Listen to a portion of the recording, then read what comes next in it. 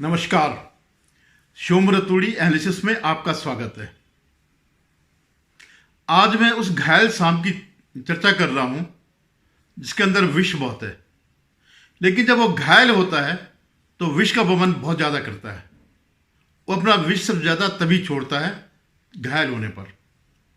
मैं संदर्भ ले रहा हूं अभी जो राज्यों के जो चुनाव के परिणाम आए हैं उसके संदर्भ में।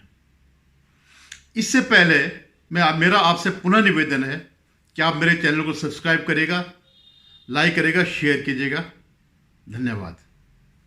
तो मैं ये जिक्र कर रहा हूं कि जो चुनावी परिणाम आए जिसमें बीजेपी ने तीनों राज्यों में, उत्तर भारत के राजस्थान हो गया, मध्य प्रदेश हो गया, छत्तीसगढ़ हो गया, तीनों में अभूतपूर्व सफलता प्राप्त करी। तेलंगाना में कांग्रेस ले गई, लेकिन इसके बाद जो कांग्रेस और उसके इकोसिस्टम की जो प्रतिक्रिया आई वो बहुत ही शर्मनाक है। सिर्फ शर्मनाक नहीं है, वो जो कांग्रेस का, राहुल गांधी का इस देश को तोड़ने का जो एजेंडा है वो सामने आया। वो हर जगह फेल हुए। दलित कार्ड उन्होंने खेला, ओबीसी कार्ड उन्होंने खेला, गरीबी का खेला, इन्फ्लेशन का खेला, महंगाई का खेला, और हर किस्म के जो है उन्होंने सारे समाज को विभाजन करने के जितने भी कार्ड हो सकते हैं वो उन्होंने खेले। जब इनके सारे कार्ड फेल हो गए, सारे इनकी चालें फेल हो गई, इन चुनाव ने इनको जब साबित कर दिया कि नहीं, तुम जो है किसी काम के नहीं हो, तो अब उन्होंने एक नया, देश को तोड़ने के लिए एक नया प्रोपेगेंडा चलाया है, साउथ और नॉर्थ का विभाजन का, कि साउथ जो है पढ़े लिखों का है और नॉर्थ अनपढ़ों का है। क्योंकि अनपढ़ लोग नॉर्थ में है इसलिए बीजेपी वहां जीती। हालांकि इस बार जो है हिमाचल को छोड़ करके ऑलमोस्ट पूरे नॉर्थ में कांग्रेस का सफाया हो गया, लेकिन वो साउथ की भी पार्टी नहीं है। कर्नाटक में जरूर हुआ है और तेलंगाना में अभी हुआ है। उसके कारण कुछ और हो सकते हैं। और जब वो नॉर्थ साउथ की बात करते हैं कि साउथ में पढ़े लिखे, तो इसी साउथ में कर्नाटक ने पता नहीं कितने साल तक राज किया। इस 5 साल, उससे पहले भी, येदियुरप्पा के टाइम पर भी, तो कर्नाटक में उनकी जड़ें मजबूत है। तेलंगाना में भी जो है उनकी जड़ें उतनी मजबूत है। पिछले बार लोकसभा चुनाव में कांग्रेस से ज्यादा इनकी बीजेपी की सीट थी। लेकिन मैं इनकी उस घृणा की बात कर रहा हूं कि अब जब कुछ नहीं मिला, दलित सवर्ण नहीं मिला, ओबीसी अपर कास्ट नहीं हुआ, आदिवासी हिंदू नहीं चला, तो अब वो साउथ और नॉर्थ का लेकर के आ रहे हैं। तो इनका जो इकोसिस्टम है, और ऐसा नहीं है कि इसमें कांग्रेस की रजामंदी नहीं होगी, एक ने भी, ये सारे उसी उसके हैं। कुछ कांग्रेस समर्थक हैं, वामपंथी हैं, और इंडी गैंग के भी लोग हैं, ये सब घृणा फैलाने में। लेकिन किसी कांग्रेसी ने इस बात को नहीं किया, कंडेम नहीं किया, खंडन नहीं किया। जैसे उन्होंने स्टालिन के बेटे उदयनिधि स्टालिन के वक्तव्य पर कुछ नहीं कहा, उसका खंडन नहीं किया, उसकी निंदा नहीं करी, वैसे वो इस बात की निंदा नहीं कर रहे। तो इनका कहने का मतलब है कि जितने भी ये राज्य हैं, ये सब गौमूत्र वाली वो है, ये बेल्ट है, ये कॉ बेल्ट है। एक इनका वो है जोयदास। ये सारे अपने को वो समझते हैं, बड़े ओक समझते हैं, लेफ्टिस्ट समझते हैं, एंटी हिंदू समझते हैं। और जोयदास क्या है, पता नहीं क्या कुछ नाम होगा, लेकिन उसने जोयदास रखा। वो कह रहा है, reality of India is that labourer from UP who will go to Kerala to earn a living and get a better life will still vote for BJP in UP to support his religion। क्या कह रहा है कि जो ये लोग हैं ये कमाने के लिए साउथ में जाते हैं, लेकिन वोट देने के लिए बीजेपी को देते हैं, मतलब अपने रिलीजन को देते हैं। तुम बता दो भैया कि और जो जिनका तुम बात कर रहे हो, सपोर्ट करते हो, वो किसको वोट देते हैं? वो भी तो अपने रिलीजन को भी वोट देते हैं। आगे क्या लिखता है ये, hate these conversation around north south divide. जब इस पर बड़ी प्रतिक्रिया आने लग गई, इनको कंडेम किया जाने लग गया, और फिर डाटा भी बताया गया कि नॉर्थ और साउथ इंडिया में ऐसा कोई बहुत जो आप लोग विभाजन कर रहे हैं, इससे देश का विभाजन नहीं होगा। तब तो उसने क्या लिखा, hate these conversation around north south divide even though southern state are more educated, progressive, richer and contribute more to the nation. कह रहा जो है कि साउदर्न स्टेट जो है ज़्यादा पढ़े लिखे हैं, प्रोग्रेसिव है। अब प्रोग्रेसिव से उनका क्या कहने का मतलब ये मैं समझता नहीं हूँ, लेकिन प्रोग्रेसिव है, रिचर है, ठीक है, रिचर होंगे, contribute more to the nation, कि वो हमारी जीडीपी पे ज़्यादा योगदान देते हैं। लेकिन अकेले तमिलनाडु में ही जो है, जो उनकी जीडीपी है, हिंदुओं का जो पैसा जाता है मंदिरों में, वो सरकार के कब्जे में है। एक बहुत बड़ा हिस्सा जो है हिंदुओं के दान से चलता है। उस दान को वो कहाँ लगाते हैं ये वो जाने, लेकिन वो सरकार के फंड में जाता है। और ऐसा नहीं है कि लेबर केवल एक जगह से दूसरी जगह जाते हैं। आप केरल के लेबर आप दुबई में देखिए, अगर इतना ही वहां पर साउथ में रोजगार के अवसर है तो क्यों आप दुबई जाते हैं, क्यों आप सऊदी अरब जाते हैं, क्यों जो मिडिल ईस्ट में क्यों जाते हैं? तो ये, या केरल के ही जो नन हैं, जो नर्सेज हैं, ये नॉर्थ में जाती हैं। ये तो बड़ी साधारण सी बात है। लेकिन क्योंकि आपने जहर उगलना है, इसलिए जो है जहर उगल रहे हो। एक अगर आपने देखा होगा पुरंजय गुहा ठाकुरता, ये पहले पत्रकार हुआ करते थे, टीवी जहां भी थे, इकोनॉमिक टाइम्स लिखते थे या किस में लिखते थे, इनको निकाल दिया था। तो ये क्या लिख रहे हैं? और ये अभी आपने देखा होगा न्यूज क्लिक का मामला जो आया कि चीनी फंडेड कौन कौन लोग हैं, तो उस चीनी फंडेड में इनका भी जो है पूरा योगदान है। वो पैसा जो जिनपिंग का पैसा आता, वो इनको भी आता। और आप सोच सकते हैं कि जिनपिंग क्यों, किसके खिलाफ है? जिनपिंग सीधे सीधे मोदी जी के खिलाफ है। क्यों खिलाफ है? क्योंकि जो उसके ठगराई चल रही थी इस रीजन में, वो मोदी जी ने खत्म कर दी। अब वो भारत के सामने वाली धौंस नहीं देता जो कांग्रेस के टाइम पर वो देता था, या जितना कांग्रेस के टाइम पर उसने हमारी जमीन हड़पी, अब आज वो कुछ नहीं कर पा रहा। और इवन इंटरनेशनल स्तर पर भी वो जीरो हो गया है। मतलब जीरो हो गया, लेकिन वो जो उनकी उसकी वो थी धमक थी, वो खत्म हो गई।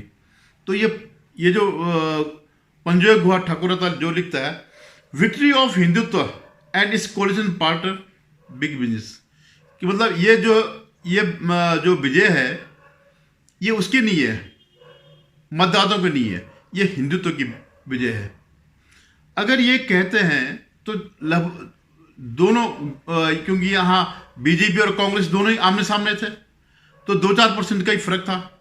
अगर 42-43 इनका था तो 40-42 इनका था कांग्रेस का, 2-4% का फर्क था। तो आप एक तरफा मतलब पूरी एक पॉपुलेशन को जो है आप टारगेट कर रहे हैं। Soft Hindutva of Congress fails miserably. अब हिंदुत्व सॉफ्ट और हार्ड क्या होता है भाई? नहीं, अगर इनसे पूछा जाए कि सॉफ्ट हिंदुत्व क्या होता है और हार्ड हिंदुत्व क्या होता, लेकिन इस ढंग से जो है बदनाम करने के लिए, यहां के वोटर्स को बदनाम करने के लिए, नॉर्थ साउथ डिवाइड वाइडन, कि नॉर्थ और साउथ का जो डिवीजन है, जो विभाजन है, वो और ज्यादा हो गया। और यही इनका अंतिम उद्देश्य है। जितने भी अब वामपंथी हैं, जितने भी जिनपिंग से पलते हैं, जितने भी अपने को बुद्धिजीवी कहते हैं, आप अपने मोहल्ले के बुद्धिजीवी से लेकर के राष्ट्रीय स्तर के बुद्धिजीवियों को देखिए, उनका एक ही उद्देश्य है, भारत को टुकड़े टुकड़े करना, बाल्कनाइजेशन।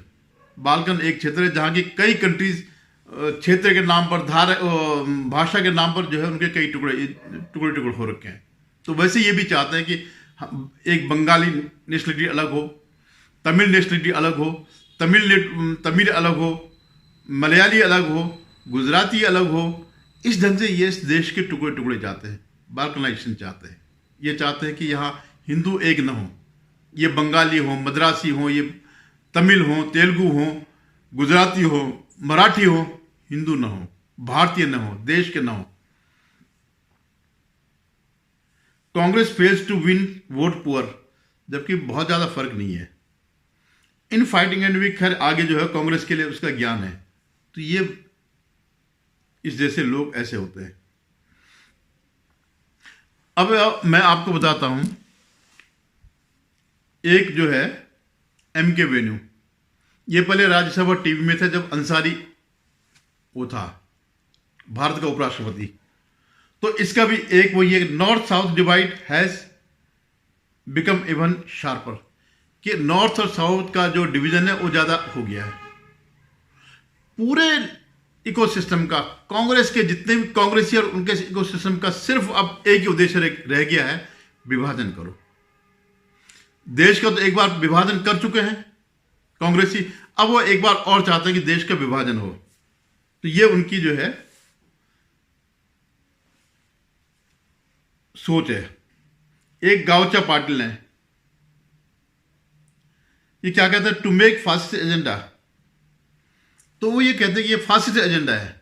अगर इन्होंने वोट दिया है, अगर बीजेपी जीती है तो ये भी कांग्रेसी है। अगर आप इसका मैं आपको दिखाऊंगा तो इसके उसमें जो है डीपी में जो है इंदिरा गांधी, राजीव गांधी एंड जो भी है।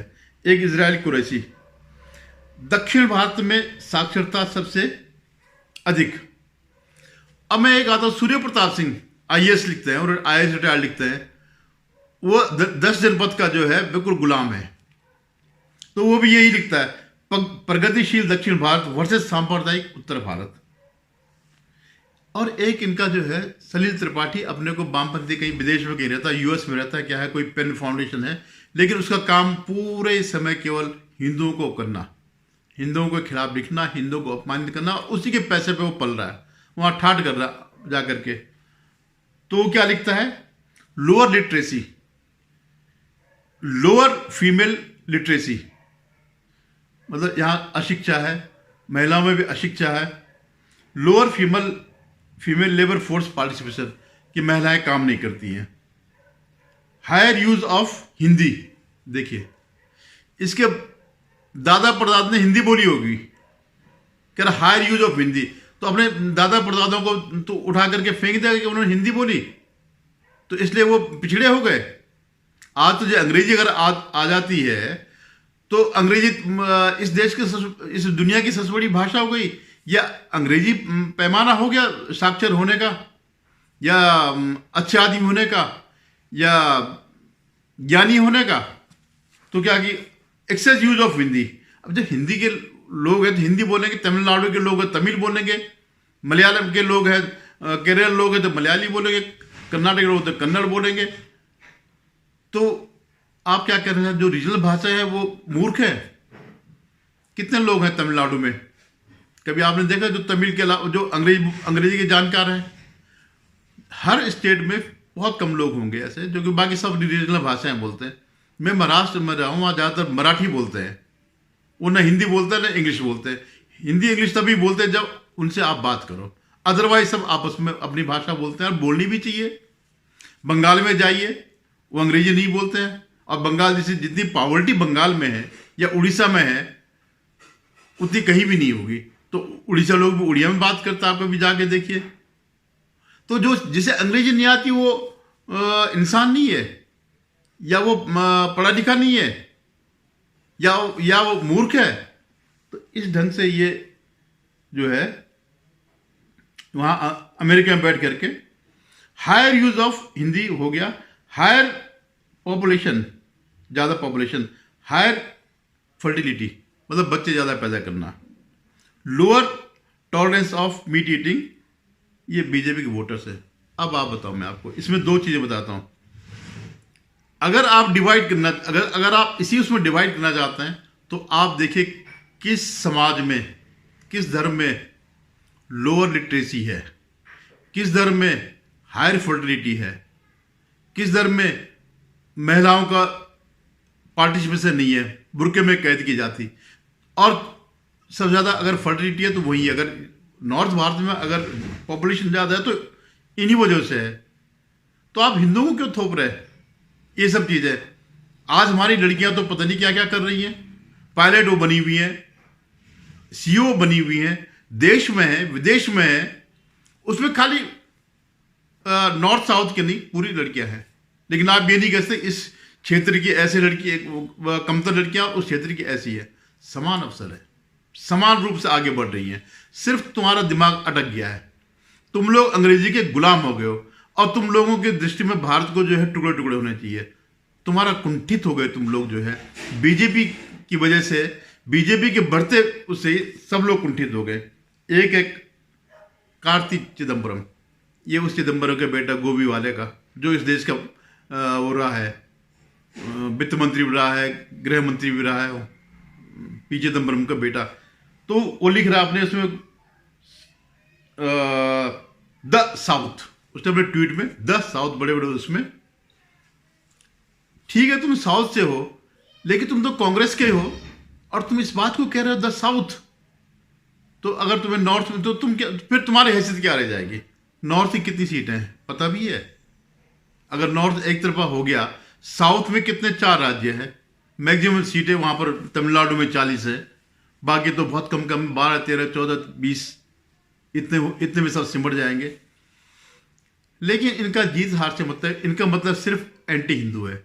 बीजेपी के बहाने ये हिंदुओं को कंडेम करना चाहते हैं, ये इनकी मानसिकता है।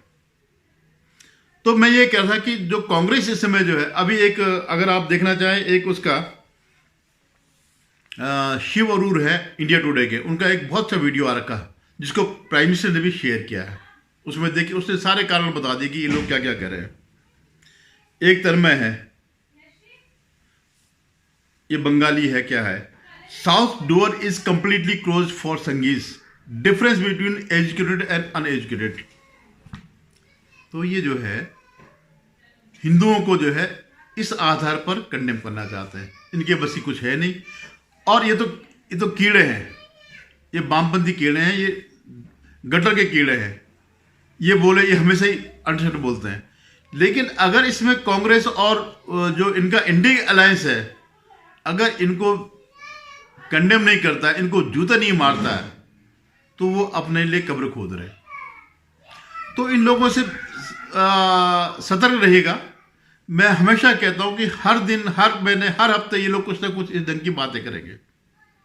इनका डूबना निश्चित है। और 2024 में जब मोदी जी तीसरी बार शपथ लेंगे, तो पता नहीं कितने जो है पागल खानों की जरूरत पड़ जाएगी बनाने की। ये सब जितने भी इस टाइप के लोग हैं, ये सब पागल हो जाएंगे। धन्यवाद।